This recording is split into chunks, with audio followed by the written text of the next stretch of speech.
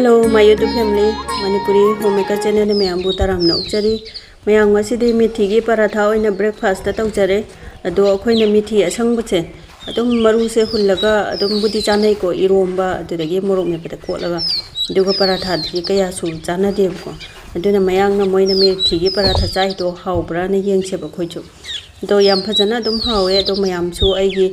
पराठा खुहाउसिदा हौपियो याम फजना याबने अदुम अदुगा अखोइगी यामना लुबसु ओइदबने अदुम लाइबनेबा breakfast Semba मतमदा paratha से हौबा कांदा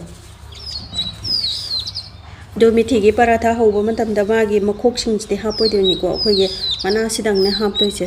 पराठा हौबनिना अखोइगे अकनबगी सरुकसे हापसु नुंगाइरोय अदो हाउसु हाउरोइदोनिबा अदुना मनासिंगसे फजना अखोइगे कोनागदबा हापकदबा चांगदा फजना मनथोअगे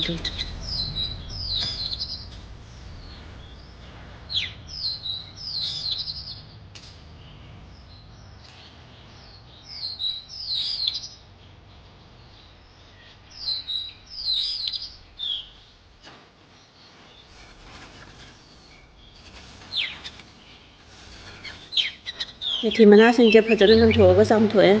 अदो अखोइगे युमदा कनो तौजबनिना हौजबनिना याम अनिरा अहुमलका चामरो अंतंग चामदमने अदुगा तिन गांगसु फजना मनथोएको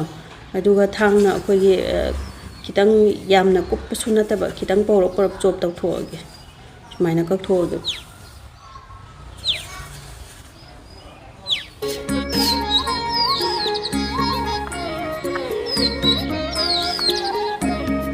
अदुगा पराठा हापकदबा हाउगदबा अखोइगे मरोय मपांग खरा चोप तौथोके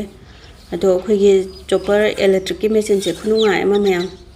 यामनासु थुजान दो मोरो अटेकपसे अमका हापजले मयाइदा थिदेगा तुगिरि चाना मनाव अनि हुम अमा हापजले सिमचे अमगा हापगे तुगी तेलाव खरा अमगा सोइजलगेको दुगो सि चोप तौथोगे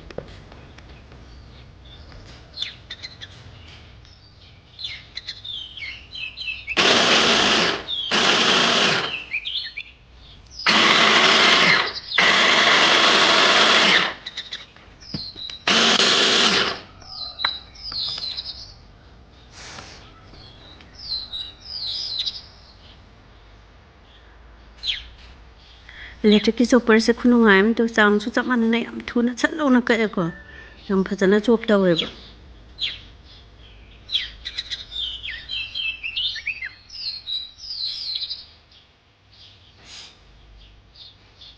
मरोई सिंजे चॉप तौबा लोय लोरबनिना लोय हापचलेको अदुगा अटा से 1 कप अमा हापे थुम यागदबा चांगदा दुगिदि मोरोक पाउडर मसला मचुदो दुगिदि बेसन जे स्पून टेबल स्पून अचौबा अनि का हापे अदुगा अखोइगी थाव से स्पून अमामुकी चांगनिको याम हापकदब नते सि हाना फजना मिक्स तौथोगे दुगिदि अखोइगी ngसाइगी मेथी मना चामथोखिबगी इसिंगसु तुम यावजे दुगिदि मनादगी सु तुम इसिंगी सरुकसे थोलकनेबको अदुना इसिंगजे खचिगजि हापगा यामना जोरौना हजमबिगनोबा मादे ngसाइगी मनादा कइदा इसिंग यावगिबतुसु याम चोथोरकनेबा दुदुना यागदबा चांगदे इसिंगदो खितंग खितंग हापगा येंगागा सुमाइना फजन तोपिरनी याम तोटपा दुमाइना अदुम तोटोइने चप मानाना दो खुत्ता खितंग दि नपकेदि तौबनेबको अदो दुम सुमाइना फजना दुम तासलगा याबने यामदे दु याम फजना तोलनी याम फजना मरै मुन्ना अखोइगी तनगुम्बा से याम फजना तोलेगै हाउइदनाको दो मथक्ता थाव से खितंग तैसनगे अखोइगी मथक थंगबजे कंजनदनाबा अदुगा तेंकोदी खंगदे फिनी खंगदे अमा कुपसलगा अखोइगी मिनिट 10 मुक्तंग रेस्ट तौरा थमगेको याम कोइना थमदौ नते मादे दो मिनिट 10 मुक लैरगा हुजे पराठा हौनबा बोल मतम मतम ताथोअगे अदुगा तकथोअगे अदुगा पराठा से तकपा मतमदा अखोइगी याम पाउडर से खितंग तैसलगा तअगे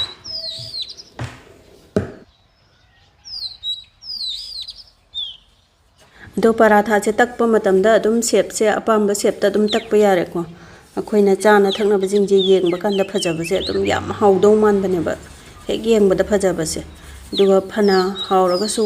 मसक्तो थीरगदि अदुम हाउदौबा मानदेदना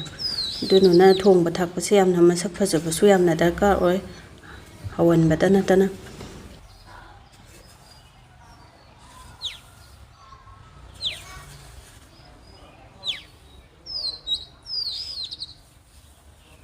सुमाइना आहान बरांगे फजना पाकना तकथोअनिको अदुगा ghee से खितंग हापके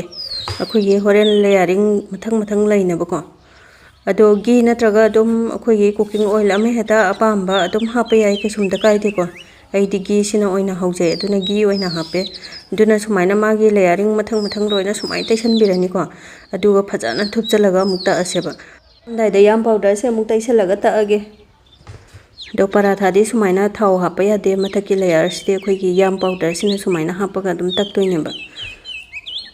दुना स्क्वायर शेप की टाइप ता अमता अब राउंड वगैरह स्क्वायर वगैरह ट्रायंगल वगैरह पांबा शेप ता लोइना अदुम तक्पा यारे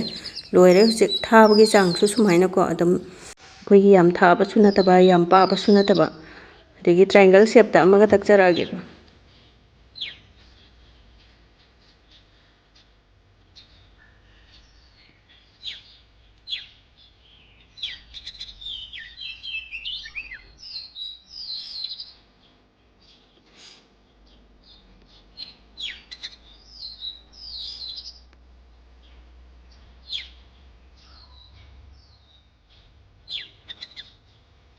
अखोइगी मागी लेयर गा से होरन फजना थोरकपनी अदुम दे सुमाइना ता अन याम फजारेको दुदि तैसु साहलगा थम्मे दो मथंग मथंग हुजि हौदोगे अदु सुमाइना मिनिट अमगुंबा अखोइगी गैस से लो फ्लेम दा थम्बिरनिको हाबदि पराठा हाइबसिदि थाबनि ना ngaतंग थमदोइनेबा अदुगा मथंग मखा ओनथोगा सुमाइना ghee से खरा तैसनबिरनि दो ghee नत्रसु अदुम अपाम्बा कुकिंग ऑयल अमा हेता तैबिबा याई केसुमदा काइदेको अदुम हावगदबा इसागी अपाम्बा अइदी ghee हापसिना अदुकी मतिक हावे दो सुमाइना मथक मखा ओन हौरनी दुगा मैसे सुमाइना मथक मखा ngahak मिनिट अमा गुंबा थम्मबा मतुंगदा अदुम मैसे हाई फ्लेम दा थम्बा यारे अदुगा थाव से तैरगा अदुम सुमाइना खितंग प्रेस तौबिबा नमदाबिबा दो अखोइगी बोन गांखलकपा मतमदा मयाई दो नमदरगदि पक्थगिबनेबको अदुदुना मताई मताई सिदा खरा प्रेस तौबिबा अदुनादि अखोइगी बोन दो फजना कामबने ट्रायंगल शेप से मु हौरे मिनिट अमा थम्मे लो फ्लेम दा मथक मखा ओनथोए दुगा ghee से तैरनी अदु से मु मिनिट अमागी चांग थमदोइनिको दुगा गैस से हाई फ्लेम दा थम्मगा अदुम मताई जे खितंग प्रेस तौरगा अदुम हौबा यारे बोन कामखलाइसे दु ghee मुक तैसलगे दो असेंबगी मिथीगी पराठा से हम हावबने अदुगा अखोइगी पाकनमगी महाव मसु चांगेबको मिथी पराठा से पाकनमगा नमसु दम हावदोइ जान दो थाजदना याम फजना दम हावे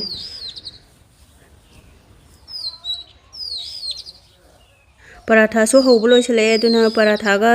अखोइगी चाबदा यामना हावगदबा इचा अनिगिदि टोमेटो केचप लैजरे दुदगिदि अइगी हस्बेंडगी संगोम फम्बा मादि संगोम फम्बागा पराठागा हेता चाइ हावे हाइ अइदि हैनादे दुदगिदि चा फुंफुंग छाबा अमगा लैजरे दुगा साइगी लेयरिंग दो याम फजना मुल्लबनिको सिसे अखोइगी